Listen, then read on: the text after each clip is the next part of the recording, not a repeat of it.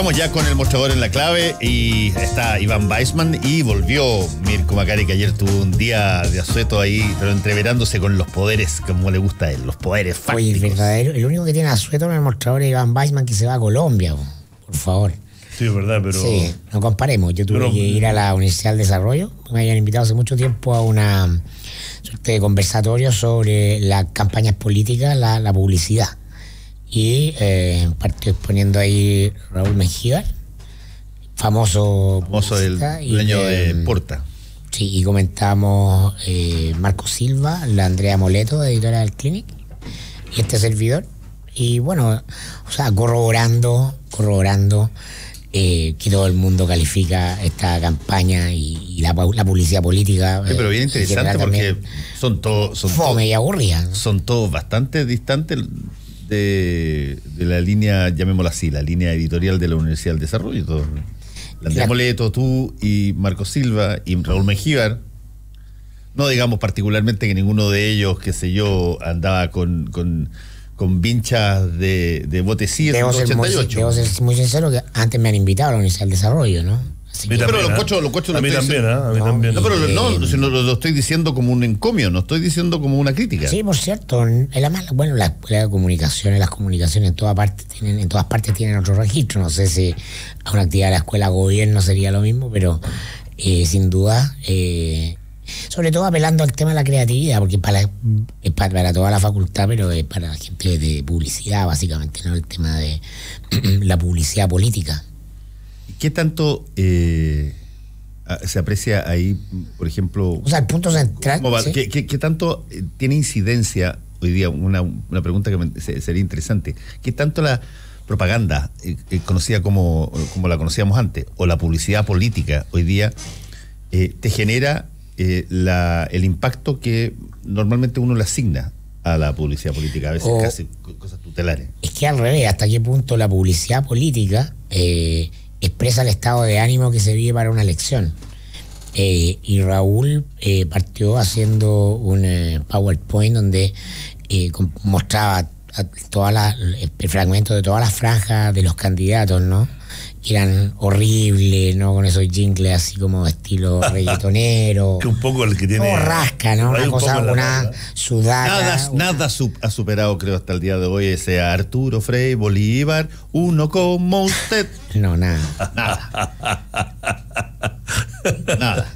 Yo no estaba, pero ahora que lo escuchaste me cuesta pensar que algo lo supera. El 0,36% de los más consciente de los votos. Hay uno de Tomás Hirsch ahora en la radio que podría hacerle pelea. Lo ponen acá cuando nosotros no estamos fuera, cuando estamos en pausa. ¿Ah, sí? Le vamos a contar mañana a Tomás Hirsch en el panel. Claro, y como contraste a todos estos jingles reggaetoneros, así como medio de feria pobre, mostraba la campaña de Obama. Entonces esa campaña donde él dijo todas estas mejitas ricas, ¿no? Que aparecían las actrices de Hollywood, todas cantando, en esa donde las personas hablan, o sea, cantan el discurso que él está haciendo. El discurso fue calificada la mejor campaña política, de los últimos 10 años, creo, en el año en que salió eso en la primera elección de Obama. A mí me gustó mucho porque reivindicó el derecho a la belleza en la publicidad. Entonces que conectar con la belleza no era un bonus track, era básicamente un derecho humano casi, y que la política estaba desconectada de eso y que evidentemente teníamos derecho a tener una política que también apelara a la belleza, a lo bien hecho, al buen gusto. Él miró muy como publicista, por cierto. A la estética. Si tú lo piensas, tú lo piensas. A la factura, es un todo. No, si tú lo piensas comunicacionalmente, ¿qué es lo que más? ¿Cuánto estamos ya? Una semana y media. 9 de noviembre. Estamos a 10 días. Están 10 días. Qué bonito histórico en la carrera Salo Reyes. Pues lanzó el ramito de violetas cada 9 de noviembre. Sí, pero hay que tener en cuenta que exacto, cada 9 de noviembre, como siempre, sin tarjeta, sí. Te llegaba un ramito de violeta. Esa no es una canción, por cierto, de Salo Reyes, sino que es una canción creo que estoy casi seguro, creo, voy a chequearla, pero creo que puede ser de Manitas de Plata, que es un cantaor flamenco español. Pero si lo piensan, y lo hemos hablado ya en varias ocasiones, estamos a 10 días de la campaña. La elección. De la elección, perdón, de la elección. No, de Manzanita, no es de Manitas de Plata, es de Manzanita, sorry. Manita de Plata es otro, ¿no? Manzanita, que es un cantador flamenco excepcional, a mí me encanta, tiene esta canción, Un ramito violeta. Pero mira lo que estamos haciendo acá, estamos hablando de comunicaciones, de la campaña, de publicidad, de estética, y las cosas, los hitos, no sé, porque a lo mejor es que somos viejos, pero lo que nos estamos recordando, tú estás recordando cosas que ya pasaron, tú también, pero ¿qué estamos recordando de esta campaña? Que yo me acuerdo cuando se empezó la previa empezó el año pasado, pero cuando ya a la vuelta de las vacaciones, en marzo, Piñera se lanza, Guillet saca el agua al lago, etcétera, no tenemos ninguna cosa memorable. Lo más memorable son la intervención del video del Meo en Icare, que comunicacionalmente es como hacer una pataleta y que funciona porque hace ruido. Pero no hay nada de lo que dice Mirko. No hay ninguna publicidad que uno se acuerde, no hay nada emocional que te encante, porque las campañas tienen que ser emocionales. Y lo único que el mundo hablaba de publicidad esta semana fue la vuelta de nuevamente WOM, la vuelta de las chicas 1, 2, 3. Mira, claro, es interesante porque esta conversación derivó en un fondo. Raúl hacía el hincapié en la belleza, porque la belleza es un elemento inspirador. Entonces se ve que en la publicidad, la campaña chilena, no hay inspiración, porque las propuestas políticas y la campaña, como todo, está desconectada de la inspiración, y por eso también está desconectada de la ciudadanía. En el caso de Obama, la factura, el nivel de convocatoria que tiene la publicidad política de su apuesta presidencial tiene que ver con lo que él representaba y simbolizaba. Que era una épica. Él tenía una épica, tocaba algo. Entonces yo hice el punto de que me bajó mi lado neoplatónico, de que tú no puedes aspirar a tener belleza si no hay verdad. Ambas cosas van como atributo indefectible de lo bueno, y entonces es la falta de verdad de lo que carece la palabra hoy día en la política. Porque yo he conocido gente muy hermosa, muy mentirosa también, ¿no? Oh. Entonces es una belleza superficial. Acuérdate tú que hubo durante una época un protocolo estándar en que a ti se sugería que tú eras más creíble si es que al dar las noticias tenías traje azul y corbatas con puntitos no muy grandes, sino que medianos, y pronunciabas todas las S. Si es que eso formaba parte de tu look, las posibilidades de que la gente te creyera eran mayor. Y algunas de las mentiras más grandes que se han dicho en Chile en los noticieros centrales se dijeron de traje azul con corbata con puntito y pronunciando todas las S. Bueno, yo podía disociar en una época, ideológicamente estaba aceptado disociar el fondo de la forma. Pero no, además hoy día eso es imposible en comunicaciones. Hoy día es imposible. Pero yo sumo a eso, que también es superficial, pero lo que dice Fernando, antes de que arribara la tecnología de imágenes digitales, también, por lo menos en los canales que yo trabajé en Estados Unidos, tenías que tener un fondo, toda la gráfica tenía que ser de tonos azules y azules metálicos. Y habían hecho todos estos estudios que hacen los gringos, cuando tú vas cambiando de canal y buscando noticias, ese color te atraía y le sumaba lo que decía Fernando, traje oscuro, la corbata, etc. La camisa no podía tener rayas, ¿no? Que era todo el mensaje, todo ese paquete era que le daba credibilidad a tu noticiario. Así es. Y ahora una anticampaña como la de Trump también podía tener una épica, y la analizamos. Es decir, porque su objetivo era mostrar la decadencia de Estados Unidos frente a una clase política decidiosa, opulenta, inscrita en una burocracia internacional, y ahí mostraba a Hillary, decía, esto no es Estados Unidos, ¿no? O sea, hay que sacar a esta gente para recuperarla, y eso es una anticampaña. De hecho, él ponía a Hillary en su campaña, aquí que no lloramos tanto porque un candidato le hace críticas políticas a otro, y claro, también eso apelaba a un sentimiento negativo, rabia, y otro miedo, el miedo a lo diferente, al inmigrante, pero eso se trabaja, o sea, finalmente una publicidad puede trabajar una emoción. Acá el nivel de ramplonería implica que es una lucha por el poder sin siquiera una buena asesoría, ¿no? Comunicacional para que tenga al menos algo de glamour, ¿no? Bueno, vamos a algunos de los otros temas también que nos tocan.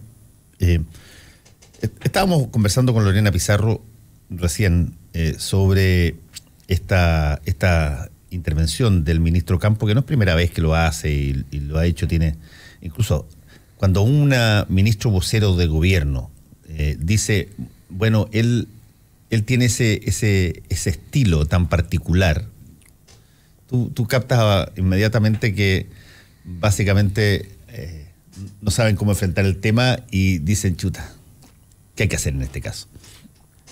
Pero el hecho, yo lo encuentro bastante más grave de meramente la tontera implícita en las palabras de el ministro de Justicia. Aquí hay un tema de ninguneo respecto a Carmen Gloria Quintana evidente, pero hay también una suerte de, creo yo, casi desafío, un reto a la presidenta de la República. ¿En qué sentido? En el sentido de decir, oye, ¿la han escuchado ustedes alguna vez? ¿Han escuchado que ella diga que tiene esta promesa? Bueno, efectivamente, en algún momento dado se dio la impresión de que ella lo dijo, se lo preguntaron en términos de, y lo recordaba Lorena Pizarro, de una intervención de prensa después de que Carmen Gloria Quintana lo reconoció. Ella no desmintió nada de esto, lo que no significa que no desmentir no significa que se accede, pero la única razón por la cual un ministro puede, creo yo, decir, ¿han escuchado ustedes alguna vez a mi jefe decir que esta es una promesa de esa persona, de ella? Es porque o está muy seguro que no va a ser desmentido por la jefa, o está pegándose un bluff que le va a costar el cocote. Pero no hay muchas más posibilidades. No. Y eso es muy audaz de un ministro que esté invocando de alguna manera a que lo desmienta la presidenta de la República. Lo que pasa es que anoche fue tema en varios foros, y en la mañana temprano también, y aparentemente las dos referencias que más cercanas se le hacen a ella, que habría sido en una entrevista en La Tercera, y se me olvida el otro punto que hablan.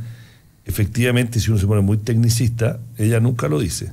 Ahora, creo yo que cualquier persona más o menos, no voy a decir siquiera inteligente, una persona que sigue las noticias, que está interesada en lo que pasa en el país, escucha esas dos o lee esas dos entrevistas y no le quedan muchas dudas de que eso es lo que ella quiere decir, ¿no?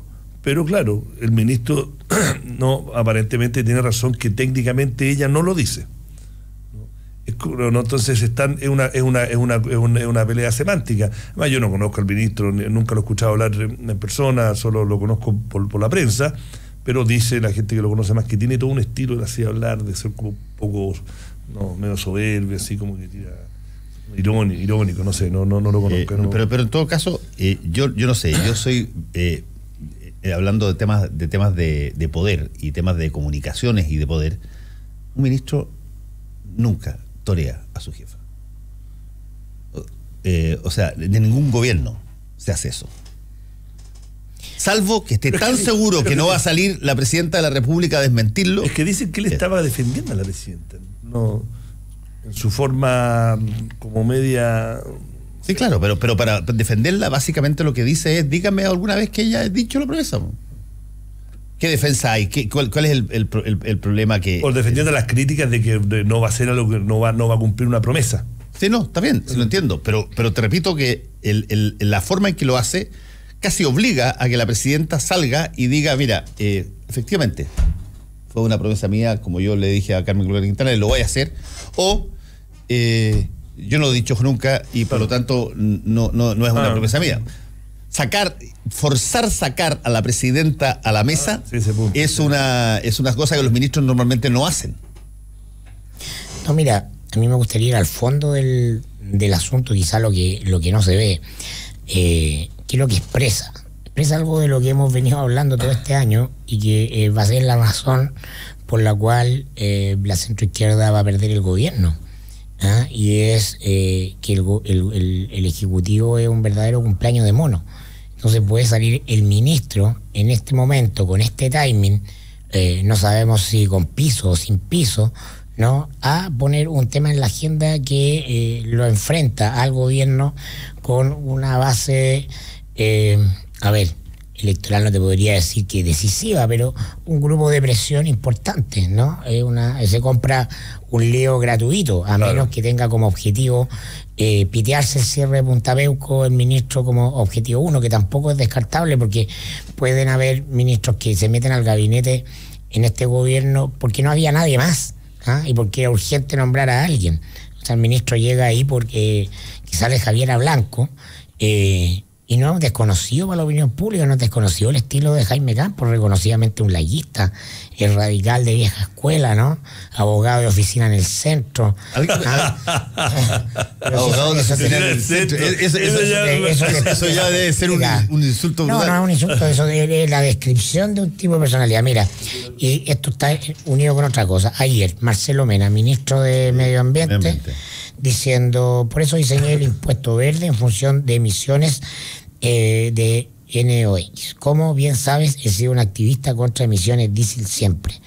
Y le contesta en Twitter el ex ministro de Medio Ambiente, Pablo Adenier, tú no diseñaste el impuesto verde.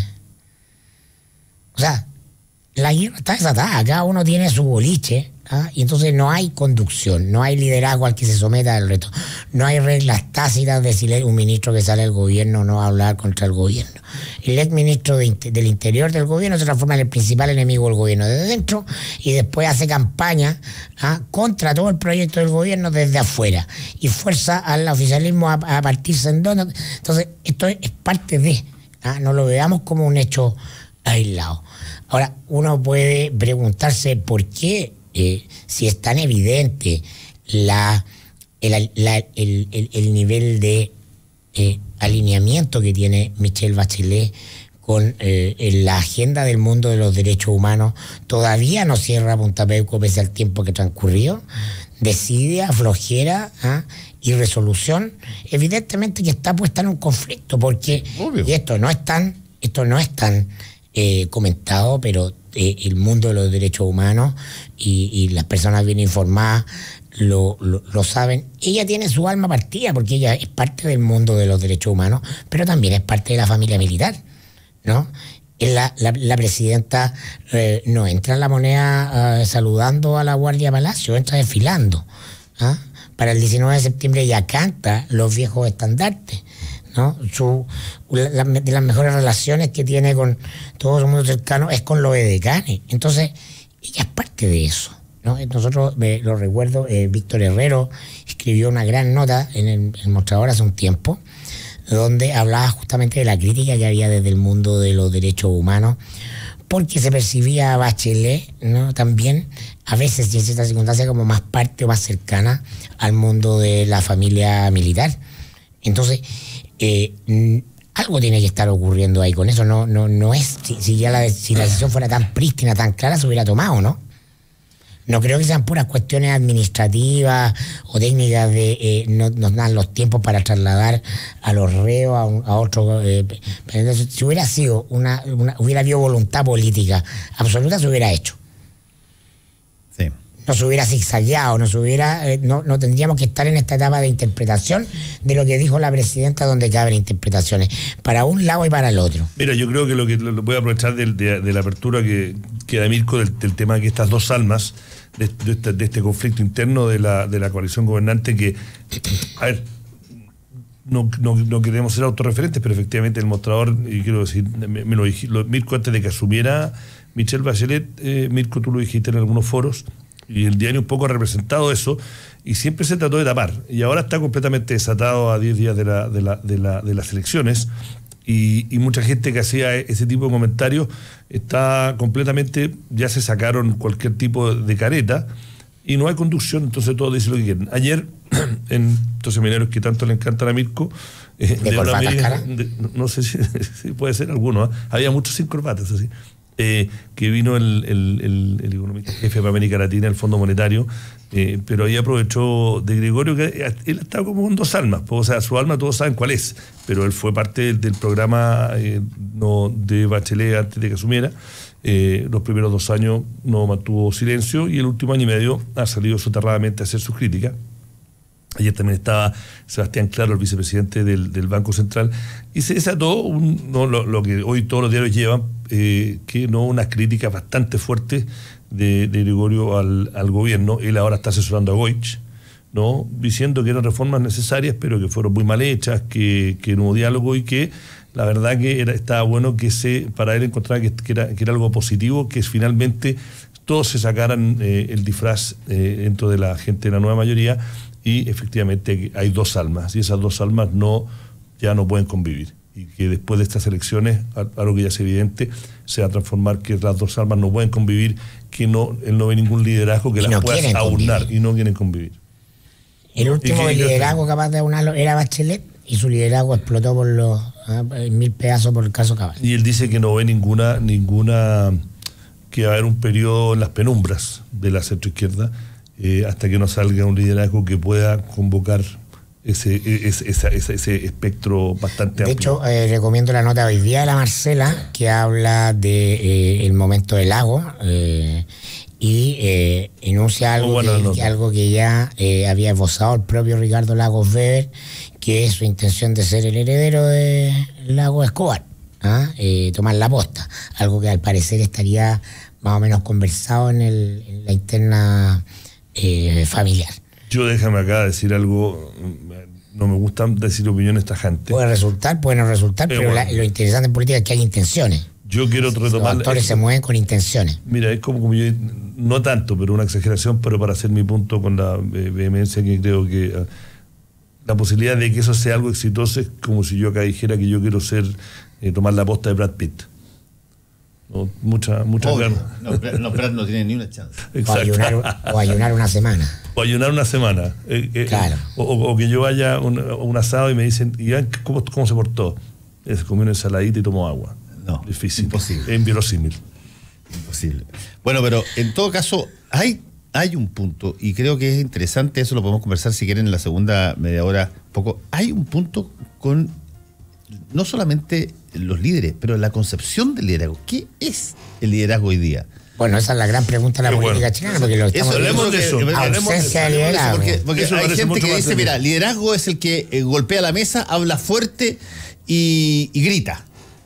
No, hablemos de eso es súper buen tema. ¿Qué es el liderazgo hoy día en todas formas, empresarial, político, social, mediático? Aprovechemos que está Trump siendo agasajado. Era lo que hizo ayer. China, buenísimo. Que como echó para atrás el discurso. Sí, son unos genios. ¿Cómo captan la naturaleza de Donald Trump? Le hacen todo lo que no le han hecho a nadie nunca antes en la cuestión. Lo llevan a la ciudad prohibida. Ahí le hacen el agasajo, cosa que no se lo hacen a ningún jefe de Estado. Lo meten en los lugares como dándole... Declaran que es una visita de Estado Plus. ¿Te puedes imaginar una persona narcisista? Bueno, 5.000 años. Dile al tonto que es forzudo. O sea, dile a Van Weissman que es Brad Pitt. ¿Ah? Son 5.000 años. Son 5.000 años de cultura. Algo conocen sobre la naturaleza humana. Y ahí está. Bueno, conversemos un poquitito sobre eso después que sigamos con el mostrador en La Clave. Puedes ver y escuchar a Fernando Paulsen en radiolaclave.cl. Combinación Clave 92.9. De lunes a viernes de 7 a 8 de la mañana. Todo lo que hay que saber para empezar bien informado la jornada. Carabinero muere baleado tras intentar fiscalizar a sospechoso en Longaví. Donald Trump insta a China y Rusia a actuar rápido en crisis con Corea del Norte. Y finalmente, diputados respaldaron solicitud de La Moneda para que el Papa Francisco omita el tema de la demanda boliviana. Diario Clave. Revisión de noticias, datos, servicio y todo lo que necesitas saber para comenzar la jornada bien informado. De lunes a viernes de 7 a 8 de la mañana. Solo por la 92.9. Somos información. Somos La Clave. Hora Clave. Son las 8:59 minutos. 92.9. Somos como tú. Somos La Clave.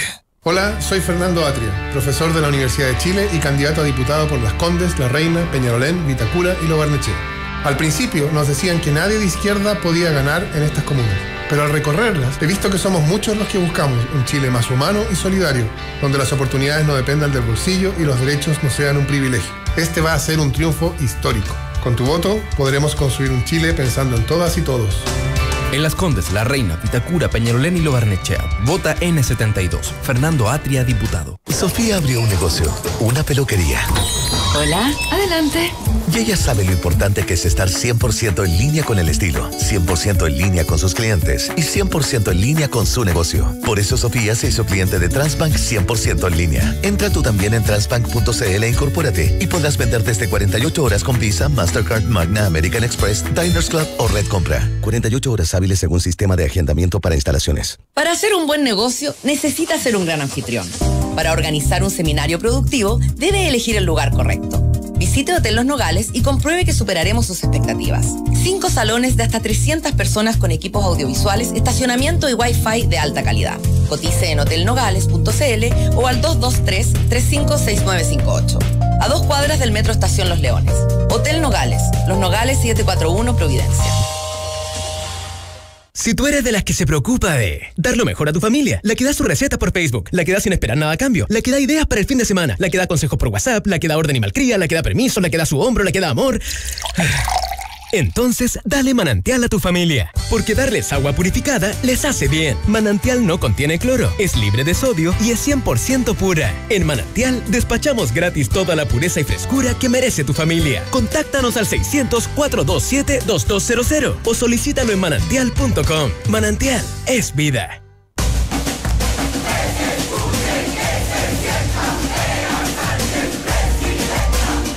Hola, soy Tomás Hirsch. Tú me conoces. ¿Estás podrido de los mismos de siempre? Bueno, yo también. Pero me rebelo ante el maltrato. Y te digo, vamos a cambiar las cosas. Por un Chile del buen trato, vamos con todo. En Peñalolén, La Reina, Las Condes, Vitacura y Lo Barnechea, votamos por Tomás Hirsch, G57.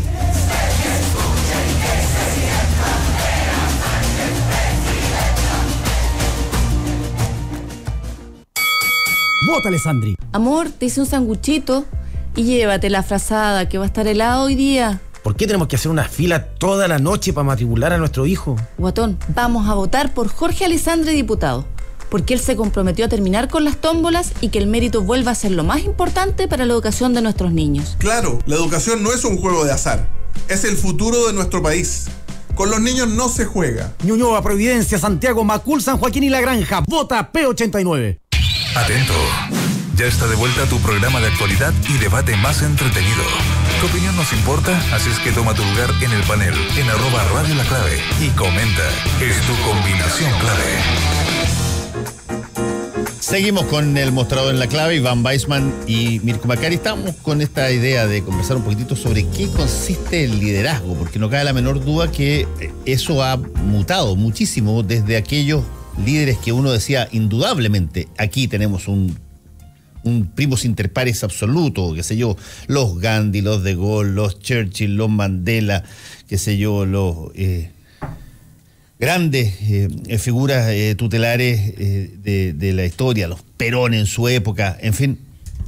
Ya no existe hoy día el jefe de una coalición de gobierno o el jefe de un gobierno tiene habilidades blandas distintas, no es una persona que se caracteriza por hablar a gritos o pegar golpes en la mesa para tratar de hacerse oír y que todo el mundo se queda callado, le dice yes, buena. Yo creo que el liderazgo ha cambiado porque ha cambiado la sociedad. Efectivamente, tú describes el liderazgo tradicional de los últimos, 500 años, un liderazgo jerárquico, ¿no? Que venía por unas sociedades que eran militarizadas, la gente iba a la guerra, una economía que, sobre todo con el advenimiento de la revolución industrial, tú tenías que tener una orden jerárquica que decía, mira, necesitamos 100 autos por vez, la producción tiene que ser organizada de tal forma, tú delegabas a un gerente de planta, el gerente de planta al jefe, o sea, era una cosa muy jerárquica que era hasta cierto punto un paralelo de cómo estaba organizado la revolución industrial, y incluso los colegios, el hecho que matemáticas y ciencias estaban arriba y artes y creatividad abajo en las prioridades jerárquicas, también reflejaba un orden jerárquico de la revolución industrial. Después la Guerra Fría hizo que también tuvieses líderes que tuviesen que mandar y que reflejaba eso. Yo creo que eso ha cambiado dramáticamente en el mundo político, mundo social, el mundo económico. Yo creo que el líder ahora tiene que inspirar, tiene que motivar. Tú tienes que convencer a la gente de que te siga, ¿no? Hay liderazgos que sirven para cierto tipo de cosas y otros para otro tipo de cosas. Pero el mundo político, lo tocó un poco Mirko antes de ir a la pausa. Yo creo que el liderazgo tiene que encantar, tiene que tener un relato, tiene que tener una épica. Porque los movimientos políticos, lo más dramático es cuando uno quiere cambiar completamente la forma en que un país se organiza y su sociedad, o hasta lo más básico de cosas. Tú quieres ser que la gente te traspase su libertad de elegir, porque tú es una democracia representativa y tú los representas. Esa persona tiene que tener una épica, tiene que tener un relato para que tú como persona sientas que alguien te está representando y que tú eres parte de algo más grande que tu vida diaria. Que la gran mayoría, la vida diaria está llena de sinsabores, a pesar de que la vida en general es una cosa muy linda, pero todo no tiene tribulaciones. Cuenta, la vida diaria es a veces una monotonía, y de repente tú quieres que alguien te encante. Creo que eso le falta, y creo que Chile, lo hablamos al principio cuando empezó el mostrador en la clave, lo hablamos. Mi impresión es que, con excepciones, Chile no tiene o no ha generado hasta ahora ese tipo de liderazgo.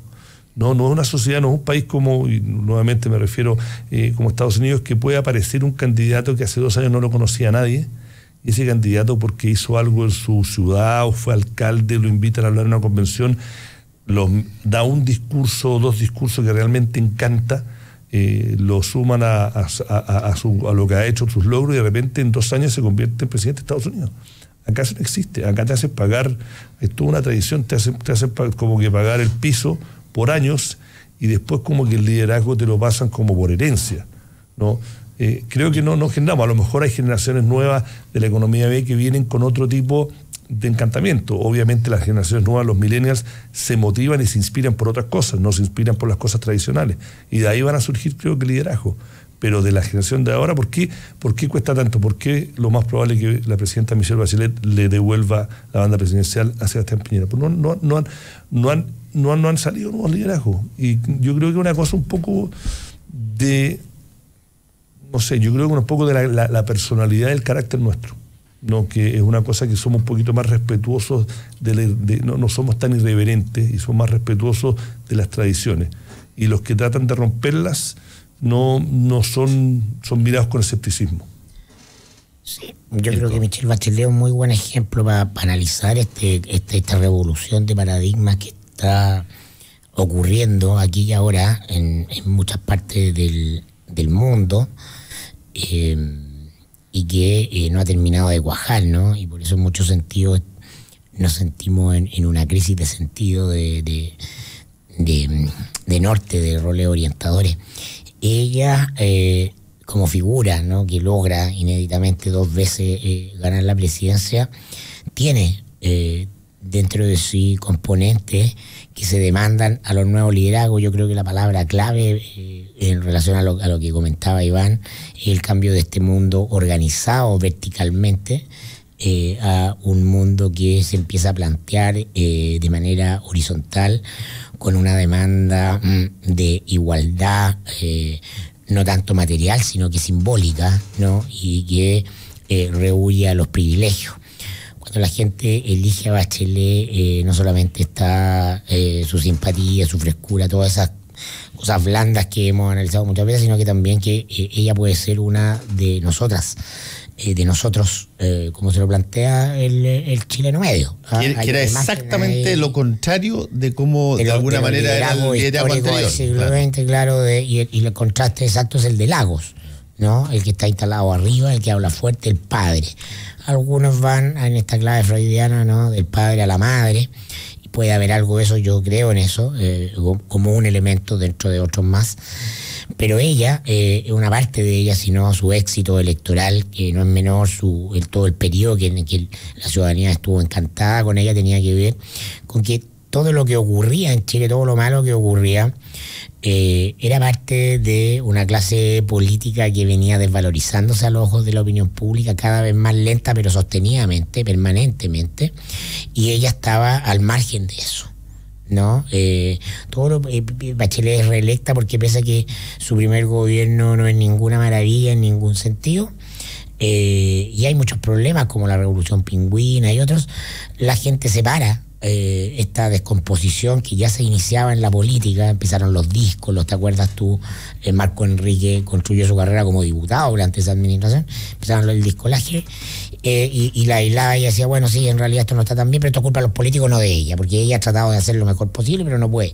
Eso conecta con la realidad de muchos y muchas chilenas, y se instala en el imaginario como una verdad, pues, si finalmente esto se trata de un juego de percepciones.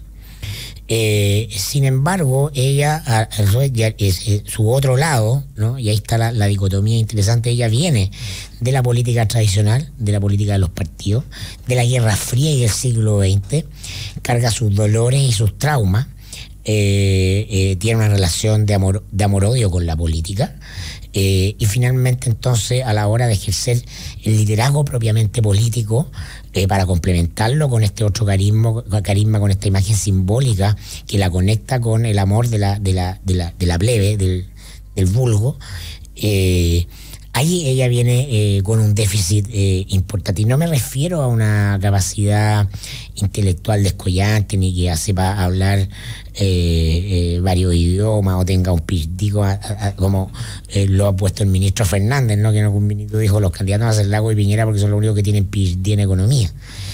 No me refiero a eso. Me refiero a algo que es un atributo de lo nuevo y de lo cual ella carece, que es la capacidad de potenciar a otros líderes, de confiar en el otro, y ella es profundamente desconfiada. Nosotros por eso tenemos un gabinete del cual no sale ninguna figura presidencial, un gabinete donde se instala la gente por proximidades personales altamente subjetivas y no por potencialidades políticas. Es un gabinete donde no están las posibilidades de desplegar alas para volar, porque ella lo ve como una amenaza, dentro de su lógica, de su experiencia vital de vida en la clandestinidad, en el dolor de la izquierda sufriente, ¿no? Que es una izquierda triste. Son peligrosos quienes descollan, quienes se ponen arriba a la ventana, etcétera. Entonces, eso ocurrió en su primer gobierno, pero en su primer año y medio de desplegarse, y ocurrió en este segundo gobierno. Desde el gabinete no salió ninguna figura capaz de pero ella sí dio un poco su primera, pero ella sí llegó con un nuevo cuadro. Ese primer año delegó bastante en Peñalillo, Arenas, y casi le cuesta su gobierno. Bueno, pero eso entonces volvió. Pero ¿por qué? Porque confía en ellos de una manera personal, porque tiene un afecto depositado en ellos. Pero si los mirara con un criterio político, hubiera visto que el chico del maletín, que era muy bueno para llevar el maletín, el jefe de gabinete no daba para ministro del Interior, no porque no fuera vivo o rápido, que lo era, no, porque carecía de otras habilidades. No sé, un líder sabe detectar también las potencialidades del otro y los potencia.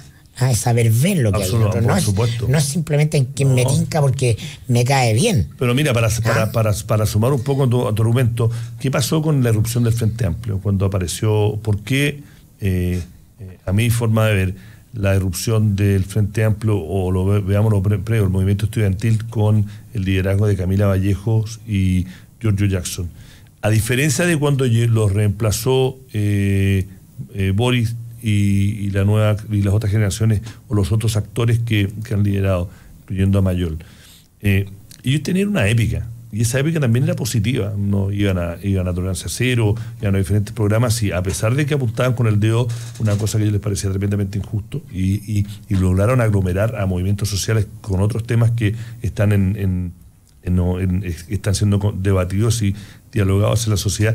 Ellos tenían una épica que era positiva. A mí mi gran problema con Mayol y Boric, ¿no? Que son obviamente tipos inteligentes, pero son tipos enojados, están siempre enojados. Tú, esa campaña, no sé qué parte, pero tú lo hablaste cuando en el seminario que fuiste ayer, O sea, Obama, que entró en un momento muy álgido de la política americana, con la crisis más grande desde la Gran Depresión, él tenía un relato muy positivo, ¿no? Más allá de apuntar las cosas que estaban mal. Ahora, si tú ves el medio, o sea, es todo, no hay una épica, no hay alguien que te encante, ¿no? Y no. Entonces, cuando decíamos, incluso Piñera probablemente va a ser presidente, pero nadie, no por razones emocionales. Piñera es un gallo cuando tú vas de camping, no sé los que han ido de camping, y hay que organizar un grupo, y hay alguien que tiene que organizar el grupo, el WhatsApp, ir a buscar las carpas, que a todos les da lata. Entonces hay uno que se dice, yo lo hago, y tú le dices, ya, bueno, ya que este gallo lo haga. Y él queda como líder del grupo de camping, lo organiza, te dice que estar en la bomba, traigan los autos, yo me conseguí las parcas, las carpas, manden la plata, y dice, ya. Y este gallo como por default, porque tú sabes que lo va a hacer bien y que está interesado, pero no porque alguien se enamoró de ese gallo. Casi te compro la metáfora. Yo la metáfora la usaría otra. Yo la metáfora te diría el gallo que o la mujer. No. El gallo para que sea más asequible. Piñera tiene una particularidad que es bien interesante. Y te va a organizar el viaje. Él maneja, pero organiza porque, y te lo organiza vamos, el camping lo vamos a hacer en la playa mía, vamos a hacerlo con las carpas que las pongo yo, vamos a hacerlo con los autos que los llevo yo, vamos a hacerlo vamos a jugar un partido de fútbol con mi pelota, vamos a hacer, y te organiza todo, y por lo tanto hay mucho que descansa en eso, en esa persona que asume tareas ejecutivas, las asume y por lo tanto el resto se entrega pero el liderazgo ese clásico, el clásico liderazgo, tiene una particularidad extraordinariamente importante. Como está en la retina de muchos de nosotros, define a todos los liderazgos que siguen bajo el estándar del antiguo. Entonces, por ejemplo, ¿qué es cosa típica del líder antiguo? El que a ti te preguntaran cualquier estupidez o nimiedad, un periodista te preguntara, dígame usted, ¿cuánto es el presupuesto del departamento de, rehabilitación de gendarmería? Entonces dice, bueno, ¿cómo me puede repetir la pregunta? ¿Cuánto es el presupuesto de esto? Entonces, usted no sabe. Bueno, el periodista se ha preocupado de saber, ha investigado, tiene una ventaja comparativa, pero evalúa a la persona de alguna manera bajo un estándar que no se da hoy día en ninguna parte del mundo. Nadie es una suerte de Wikipedia portátil que tiene la obligación de saber todos los datos y todas las cosas, pero todavía te siguen evaluando respecto de ese tipo de cosas. Yo lo encuentro mucho más lógico, y hay diversos estilos en esto, yo encuentro mucho más lógico que tú preguntes sobre, por ejemplo, situaciones que tengan que ver con prioridades, con criterios, más que con situaciones particulares. O sea, a ti te dice, mira, tú no tienes dedos para este piano porque tú no eres capaz de decirme así, de buenas a primera, qué sé yo, cuál es el PIB de la 13ª región. Pero eso lo puedo averiguar súper rápido. Claro, necesito tenerlo esos periodistas están 20 años atrás, porque el mejor alumno del curso era el que repetía exactamente todos los datos que daba la profesora. Claro. Hoy día algo ha evolucionado, la neurociencia, la educación, de que lo importante es la capacidad de acercarse críticamente a un problema, de reflexionarlo desde distintos puntos de vista, ¿no? Y de adoptar soluciones en conjunto, en lo que el país está a años luz, de lo que es el trabajo colaborativo. Pero yo quería retomar un poco o colgarme lo que hablaba Iván de los liderazgos de Camila Vallejo y Giorgio Jackson, porque el movimiento estudiantil del 2011 da unos destellos súper importantes de las características de los nuevos líderes, y esto es que los nuevos líderes son esencialmente provisorios y son líderes en tanto y cuanto y rostros en tanto y cuanto representan el sentir de un colectivo. Uno de los temas más novedosos de la revuelta estudiantil era que cada decisión que negociaban con las autoridades, los líderes, la tenían que validar después en la asamblea. Es decir, el líder es una mera correa transportadora de la voluntad de un colectivo, ¿no? Y tiene que ser muy fiel a eso, si no, rápidamente pierde el liderazgo. Y eso es una diferencia radical con el liderazgo del siglo XX, ¿no? Donde la asamblea depositaba la fe en alguien. y finalmente era secundario que después en esa misma asamblea o ese mismo colectivo o ese mismo grupo estuviera de acuerdo con lo que hizo o no hizo el líder de la negociación. Eso es lo que permite que la Concertación gobierne 20 años haciendo exactamente lo contrario a lo que prometían sus programas de gobierno. Porque la gente decía, bueno, ya, ellos sabrán, ¿no? Hoy día eso cambió radicalmente. Tú tienes que ser esencialmente fiel a ese mandato. Yo creo que uno de los puntos fuertes de la Bea Sánchez, que por cierto no le da para esto, es que ella ha tratado un poco de no le da para mostrarlo como gestión de campaña. Incluso puede ser un pasivo respecto de esta campaña, pero que expresa esto que viene, es la necesidad de que las decisiones sean primero validadas colectivamente. Yo creo que eso es un dato del mundo que viene, del liderazgo del mundo que viene, que es irrenunciable. Todavía no está bien resuelto, porque la sociedad todavía transita un poco por la mezcla de tareas entre estos grupos que añoran los viejos liderazgos estilo Lago y los nuevos que se están construyendo. Pero mira, interesante lo que estás planteando, porque ahí tú tienes una cosa que desde el punto de vista práctico real, tiene todo el sentido del mundo, pero desde el punto de vista simbólico, psicológico del poder clásico, no tiene ninguno. El imaginario. Claro. Que es, por ejemplo, si es que tú tecnológicamente tuvieras la posibilidad de consultarle a las personas que van a ser afectadas por algo sobre qué les parece ese algo, ¿lo usarías o no lo usarías? ¿Te importaría o no te importaría consultar? Históricamente en las tribus antiguas, por cierto que se haría la consulta y el liderazgo estaría básicamente canalizado a partir de lo que el grupo decide.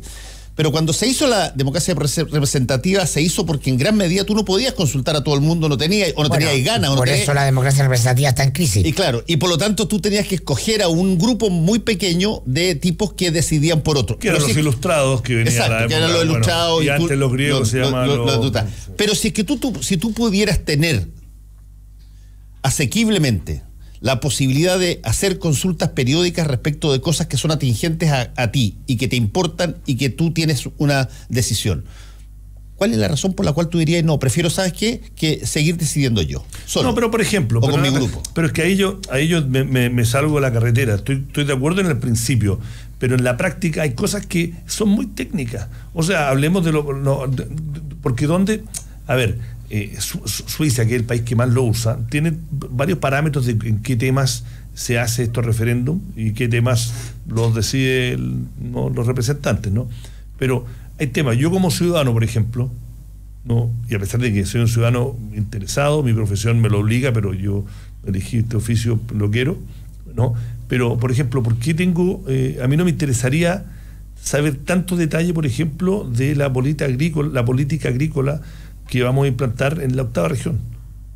No tengo tiempo, entonces yo tengo que delegarle a una persona. Pero la comunidad agrícola sí. Pero la comunidad agrícola tiene todo el derecho a decir cómo lo pero bueno, pero es que ahí es considerada, eso es lo nuevo. A eso voy al punto, pues, ¿dónde salimos? O sea, el tema ni siquiera voy a meter porque está muy politizado, el tema de las pensiones, pero cualquier tema que se pone demasiado técnico, yo se le delego porque creo que la persona que yo voté o elegí, ya sea mi diputado, mi senador, va a representar mis intereses y va a estudiar la cosa un poco más, no va a ser, como hemos visto, un copy-paste de cosas que han salido en Wikipedia y usarlo como informe, y eso va a ser insumo para que tome la decisión. Eso no es. Entonces, porque cuando me decís, bueno, si van a hacer eso, prefiero yo hacer el googling y votar. Entonces, ahí es donde, hasta qué punto, porque esto de delegar a una democracia representativa, no es solamente porque, oye, es porque hay cosas que, obviamente, los que se dedican a esto, tienen más conocimiento y le dedican más expertise. Entonces yo digo, obviamente como principio, y obviamente esta conversación en 100 años, si todavía existe la radio y hay el equivalente no está hablando, va a ser completamente diferente contexto. Vamos a tener una sociedad más educada y a lo mejor vamos a estar más cerca de lo que hace Suiza ahora. Pero eso de completamente hacerlo, no es una razón solamente porque es más práctico ahora y la tecnología lo permite. También hay razones filosóficas e intelectuales de por qué uno tiene una democracia representativa. Sí, yo estoy de acuerdo, pero reconozco que Sí, hay pero un tú tienes punto... 50 años. Claro, O sea, ves, 52. O sea, por eso te ponía el caso del movimiento estudiantil. Ellos están mostrando en germen lo que viene. Todavía no cuaja. Claro. No, más allá de ninguna Tú vas a intelectual. tener dentro de 10, 15 o 20 años, no tengo idea, pero vas a tener la posibilidad de ser consultado sobre determinado tipo de materias instantáneamente y va a tener valor el parecer de determinado grupo de personas que va a ser afectada por una determinada política pública, lo que diga o lo que no diga. Esa es la clave del horizontal. Pues si es la transformación del mundo. ¿Por qué razón no tendría que decir, sabes qué? Mira, Bueno, yo sé que tecnológicamente se puede, yo sé que le puedo consultar a todo el mundo, yo sé que hemos hecho políticas públicas para que la gente esté mejor informada, yo sé que la gente quiere opinar, pero ¿sabes qué? No lo vamos a hacer. Vamos a volver a la lógica de cuando no se podía hacer y por lo tanto alguien va a ser más sabio que tú. Es que yo ahora voy a ser amarillo, pues yo creo que hay situaciones que no. Y ahora me recuerdo una de las tantas grandes frases de Churchill que decía, a mí todo la motivación de darle valor al sentimiento y el pensamiento del hombre común es pasar 5 minutos hablando con ese hombre común. Sí, claro. No, por eso te digo, entonces, la forma en que se mide el liderazgo generalmente tiene que ver con cómo se ha estado llevando a cabo históricamente. Pero al principio estoy absolutamente de acuerdo que los liderazgos, los tipos de liderazgo, y en Chile, como siempre, todas las cosas pasan más tarde, o pasa, como dice Mirko, empiezan muy de abajo hasta que de repente irrumpen y se toman el sistema. Y que, bueno, por eso estamos. Pero mira, sí, a ver, ¿en qué minuto estamos de este cambio, de esta transformación que es radical? Porque esto va para allá, todavía no cuaja, todavía no lo vemos, todavía no lo conceptualizamos decisivamente, todavía no tenemos todas las herramientas. Si el punto es que queremos decir que va hacia allá, ¿cómo se va a cuajar? Definitivamente no lo sabemos, sino no somos Alvin Toffler. Pero ya.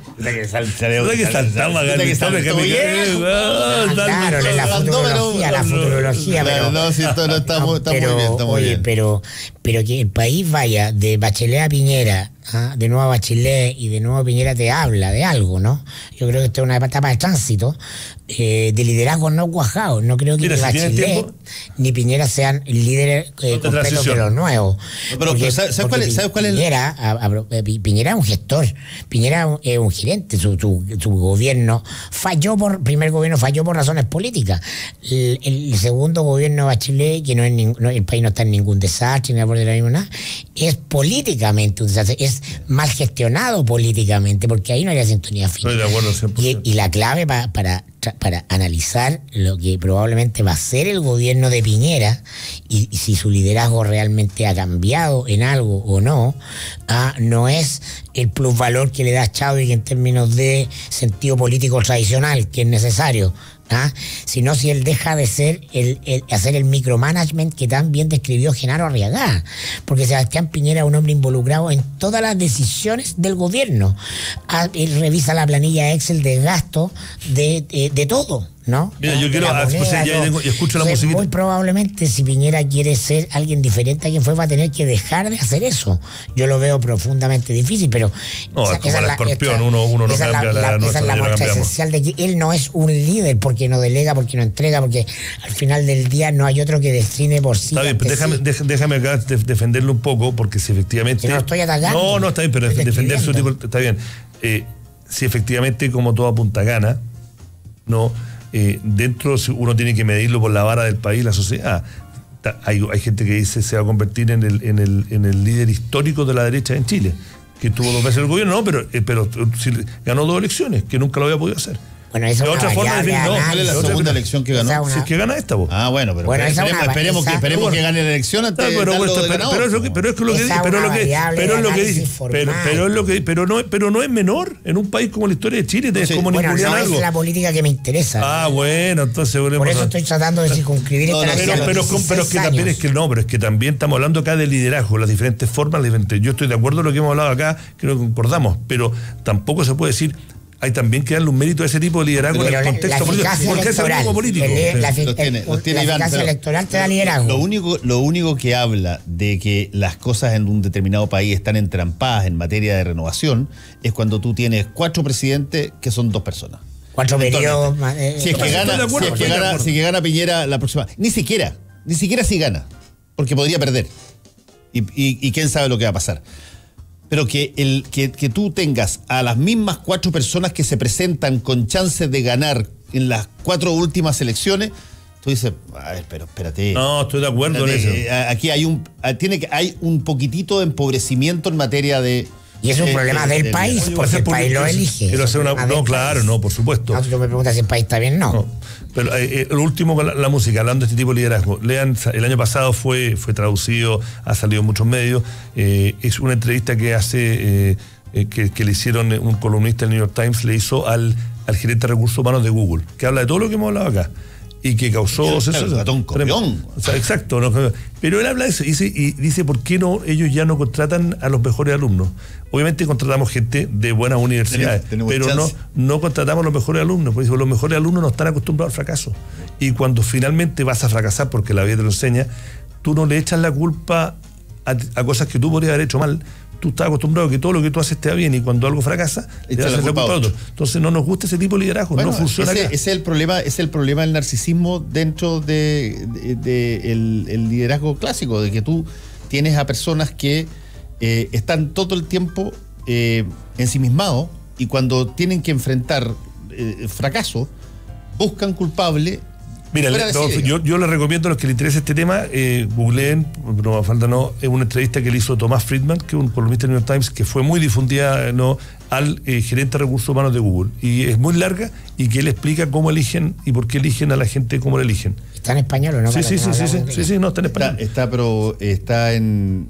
No es un libro, es una entrevista larga, pero déjame ver si es que la encuentro, la contraria. Después la pongo. Oye, es muy buena y habla de esto en una forma erudita y habla de por qué el tipo de liderazgo y cómo algunos líderes sirven para ciertos proyectos que ellos hacen y después cambian y lo hacen para otros. Es muy bueno, muy bueno.